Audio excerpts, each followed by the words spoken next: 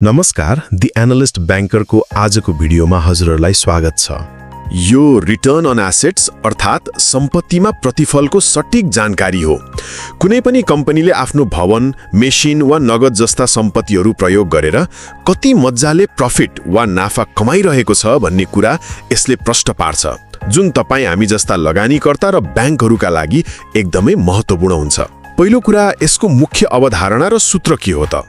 Return on assets अर्थात् ROA व्यवसायको total assets वा कुल सम्पत्तिले कति नेट प्रफिट अर्थात् खुद नाफा दिइरहेको छ भनेर मापन गर्छ।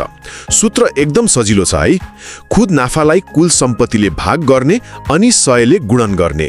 अब तपाईलाई लाग्ला के धेरै सम्पत्ति हुँदैमा धेरै नाफा हुन्छ त? पक्कै हुँदैन नि।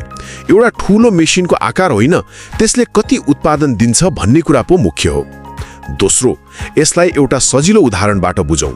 मानौ कुनै कम्पनीको खुद नाफा 1 करोड छ र उसको कुल सम्पत्ति 15 करोड छ भने हाम्रो सूत्र अनुसार आरओए 6.67% हुन्छ। यसको सीधा अर्थ हो कम्पनीले सम्पत्तिमा लगानी गरेको हरेक 100 रुपियाँबाट करिब 6 रुपियाँ 67 पैसा नाफा कमाउँछ। अब तपाईँ सोच्नु होला, यो राम्रो हो कि नराम्रो?